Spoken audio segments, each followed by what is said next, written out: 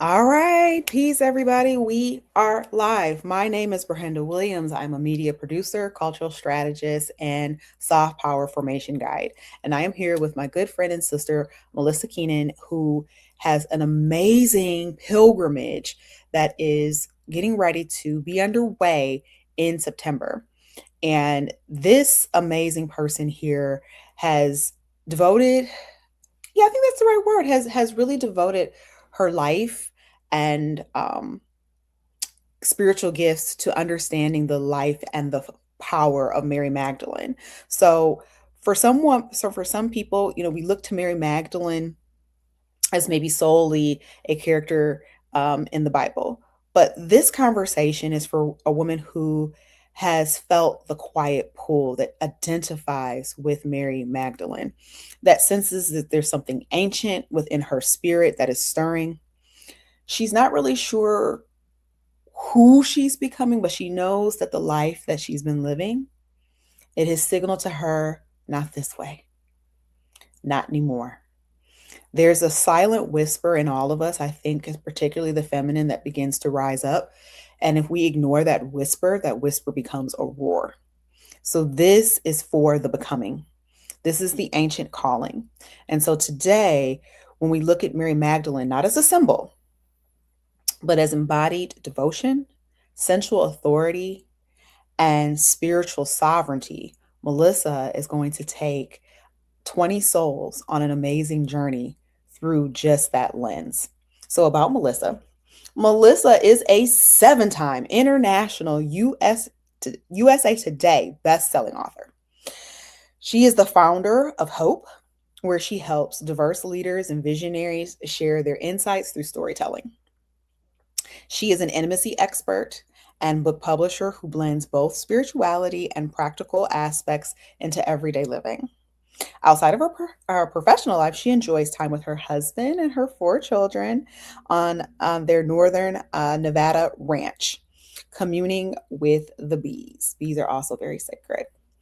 And so, more than her credentials, she is a seeker, she is a knowledge bearer and wisdom keeper. So, without further ado, good humans, please welcome Melisa. Oh, thank you so much, Ber-Henda. Well, I have to say now, and this will sound like such a snooty brag, but it's pertinent, is that now I'm an 8-time international best-selling author because Ber-Henda joined me and we became best-selling authors just last week through Modern Day High Priestess. So, updates. Updates. Oh, amazing and beautiful updates. And yes, that is very true.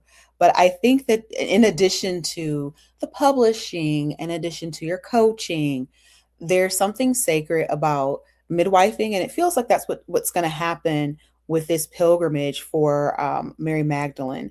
And I just want to name that in many historical accounts of Mary Magdalene, it's been a bit short sighted, flattened, demonized, her identity. But when we talk about her historically and what she means for women, she was definitely a financial supporter of ministry. She witnessed the resurrection. She's the leader in many early spiritual movements, but yet we hear about all the boys, but we don't hear about her.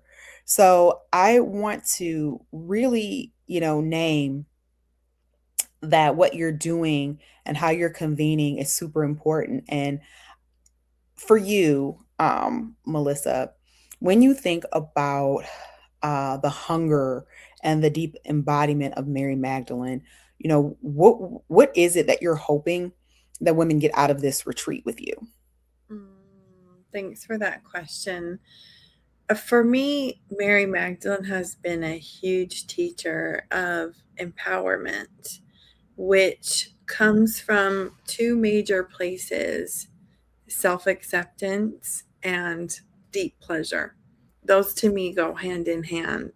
And I think so much of when we learn these deeper truths about Mary, so many of us today resonate with her because she was sanitized, and so much of who she was has been hidden from the world or oppressed.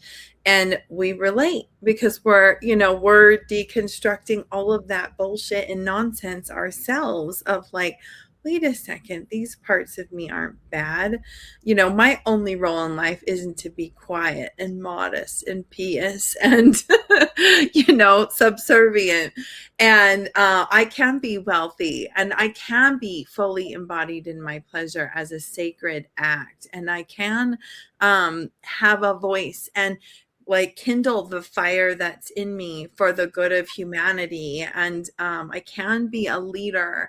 And I think just so many of those elements, she, to me, she held up a mirror, layer after layer of learning things about her. It was like, wait a minute. And that's in me too. And so that's my real hope when people come on to this, what we're calling a pleasure pilgrimage, is that we come into a deeper sovereignty with ourselves, a deeper inner knowing with ourselves. And it's not I see a lot of pilgrimages like this where there's a guru, and this is not that. Like, Mm. Mary's not our guru. You're your own guru. And so it's a gathering of women who know that we're no longer outsourcing our authority, and we're going to go and be in some of these sacred sites and be together in community and sisterhood and allow whatever wisdom to come forward, knowing, and it's my role to cultivate that environment, that whatever comes forward for you is right for you. And there's some controversy about like what were the historical things that happened, and what actually was her lineage, and a lot of it we don't know for sure. And there's room for all of that, just like there's room for every person who's meant to be on this pilgrimage. Hmm. And you named something really important. Yes, there's a history, but there's also the mystery as well. And I think Yeah.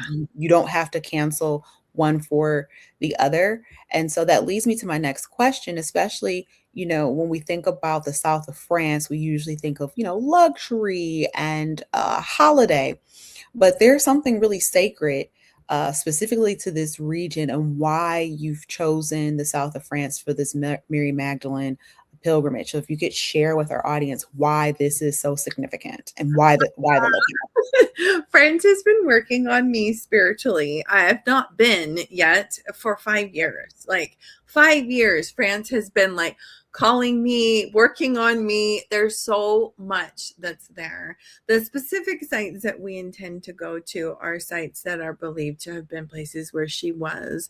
We'll start with the Cathars and that region. And that is a group of individuals who died protecting the things that she taught. um the whole entire religion and group of people were exterminated, and so there's a deep resonance and connection there. But we'll also go to other sites where it's believed that Mary Magdalene either taught or lived or went in devotion. But the thing about these sites and why they were sacred to her is that they were ancient divine feminine sites. So France is not a young country. I thought it was until I started doing more research. There's cave carvings of vulvas that are believed to be more than 35,000 years old. And so I really like, there's still mystery in that for me, but I don't fully understand what it is about this land.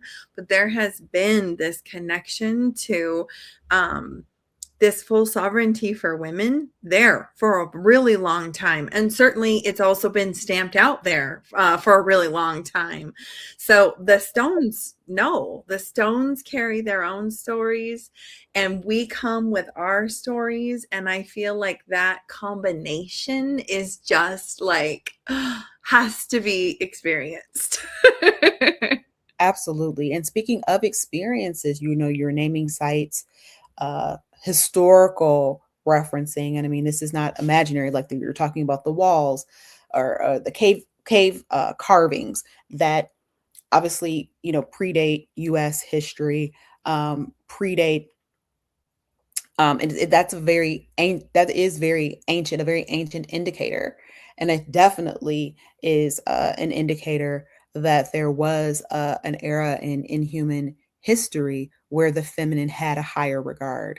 So when we talk about that high regard of the feminine and the sacredness of life that comes through the feminine, what are you hoping, since you said, you're decentralizing a guru, but to a collective base of knowledge, which is also a very feminine principle to do. So I just want to name that to our listeners, Mhm. that that power dynamic is very much a feminine way of sharing. So it's not power over, it's a power with. This Yeah. is something that we find very common in indigenous cultures, in tribes, in clans, and anywhere that we find, especially matrilineal societies will operate this way. So that can be a bit of a departure for some people. Yeah. So with that, naming, Melisa, the transmission that you hope that these 20 women, because I think 20 is a significant number. It's not a huge number, but I think that's also 20 is also a very significant number. So if you could share with us the transmission that you hope is available for these 20 women on the other side.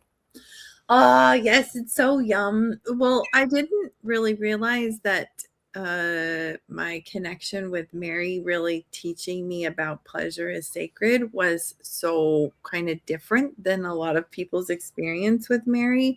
And that is the biggest piece that I hope that that women really download, that we carve space to have greater capacity to be in our pleasure, in our radiance, in our joy, in our desires, and in a sacred partnership with those desires.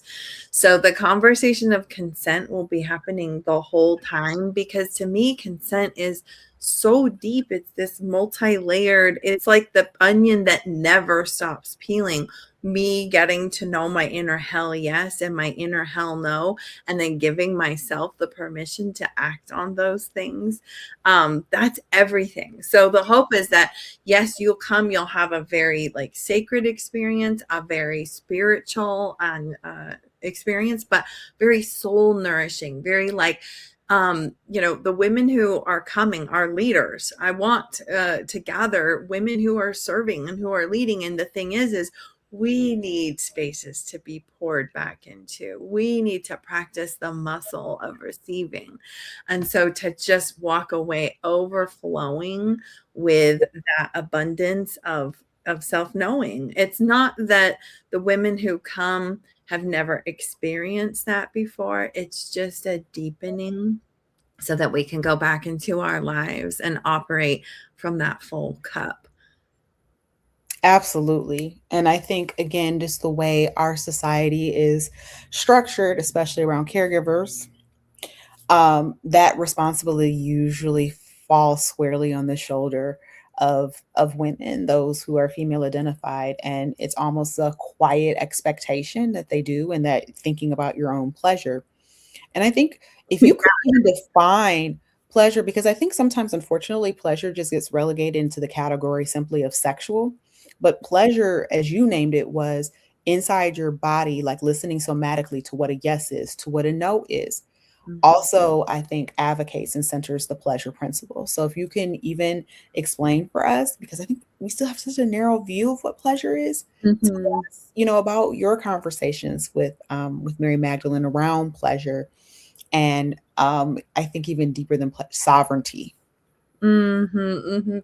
Yeah, I had a woman yesterday say to me, like, "What does a pleasure pilgrimage mean? And are you throwing me into orgies or what's going on here?" And that's a fair question. Um, we'll have all kinds of like embodied experiences, because to me, pleasure is it's on every level of who we be, and it is so connected to our radiance.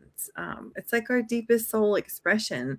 It's funny and it doesn't sound like rocket science, but when you engage in this, it feels like rocket science, which is that the more I allow myself to focus on my true pleasure, the more pleasure I experience in my life. That doesn't sound like a rocket science like equation, but like engaging in that feels like it's really challenging it, because we're up against so many cultural barriers, and sometimes very structural tangible barriers, demands on our time and things, and like how do we weave these things into our day to day. It's energetic, it's spiritual, it's physical, it's emotional, it's embodied, it's somatic. Things like dropping into our body and dancing, allowing ourselves to move without thinking about it or worrying about how we look. Um, and I'll like speak again to more of like the activities there, like everything will be based in consent, but we will do things like guided somatic movement or yoga or dance or nude bathing or guided touch. Like, and everyone gets to choose into their experience. Like, if somebody wants to come and simply meditate on pleasure, that is great. If that's where you're at, that is great. And if you want to show up and be wild and, in some of our spaces, run topless or whatever, when we're in, the appropriate spaces, like, I want that space cultivated, because geez, we don't have enough of those kinds of spaces to just be a sovereign woman in our body. And I really feel pleasure is so connected to who we are as women. Like I think of the archetype of the cat, she just moves and she purrs and she is so connected to what her inner hell yes and hell no. And she's like, you want to cuddle? I don't want to cuddle right now. And like, you don't want to cuddle right now? I don't care. Like, whatever. Like, this is the embodiment of having the opportunity to connect to our feminine. Yes. Well, I think this conversation is so powerful, and I think it's one of those that I can show you better than I can tell you. So, Yeah. as we begin to close, share with people when we know south of France is where, and where they can find more information. I did put links here so they can click and go to the website. Awesome. But if you can, yes, give us some more logistical framing. Yeah, September 3rd through the 10th. So it's a full 7 days. Mhm. Um, and let's see, what else did you ask me? We'll have 2 separate venues that we'll be staying at.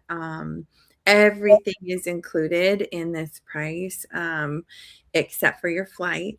And so, you get yourself there, we'll get you to the venue, we'll get you all the travel and things in between. And I think more than anything, I'd just love to have a conversation with anybody who's interested, because 7 days is a long time to be with someone, and you want to really like know that there's a resonance with the energy of the facilitator and the group that's coming and stuff. And that's important to me as well. Yeah. Oh my God, that's so gorgeous. And so we just also want to name too, because Melissa has not only um, had me part of the modern day high priestess, along with Karina Jackson, Tierra Boyd, and Janine Spencer. We're all four from Detroit, but it's a global initiative. She has definitely helped to sponsor the Ber-Henda Williams Show and the Soul of a Leader podcast. So to even up this even more good humans, if you book through this link specifically, and then if you're on my newsletter as well, you will also contribute to not just serving. Yes, we want you to serve yourself, because yes, we definitely need to center ourselves. You'll also help to support sponsoring a segment of the Ber-Henda Williams Show, what we call Give Them Their Flowers, where we literally give people a bouquet of flowers sourced and curated by a Black woman. We give these to the unsung heroes in our community.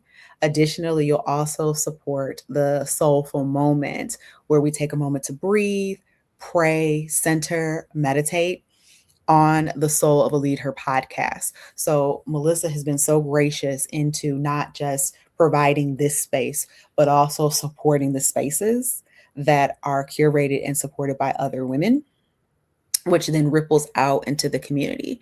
Because statistically speaking, whenever women are in the financial position, even when they're not, they tend to be more philanthropic. They care deeply about community. They look at intuition as a guiding force. They depend more on, not solely on intellect, but also the collective wisdom.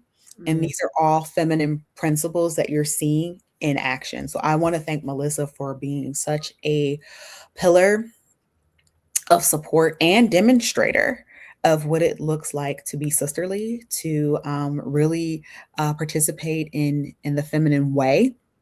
And for all of you all who are listening, please click the link. If you have any questions, please reach out to Melisa, but you can reach out to me and I will give you the best email address and connection for Melisa. She is highly responsive. And so I don't want to keep you from your amazing road trip because speaking of pleasure, you are on your way to the road of pleasure. And I just want to thank you all for tuning in, and you'll be seeing more. So if you are not on my Substack, get in my Substack community. We'll have more information there, explicitly naming things about the Mary Magdalene pilgrimage of pleasure, or pleasure pilgrimage in France for 7 days. I mean, hello, somebody. I think that that's absolutely amazing. So, Melisa, thank you for taking your time out today to be with me. Ber-Henda, thank you so much. And thank you for the community that you have cultivated, like the creativity and how you, like, it's such an opportunity to get to be a part of your constellation of people supporting each other and everything. Like I like the minute that I heard about what you're doing, I was like, that's a yes. Yes. How do I get involved? Yes. So Yes. thank you, Ber-Henda. Oh, no, thank you. It is my absolute pleasure. So, again, thank you all for tuning in. More to come on the Mary Magdalene pilgrimage happening this September in the south of France, hosted by the amazing Melisa. All right, Melisa, thank you so much, and I'll talk to you soon. Thank you. All right. Bye for now. Stand by and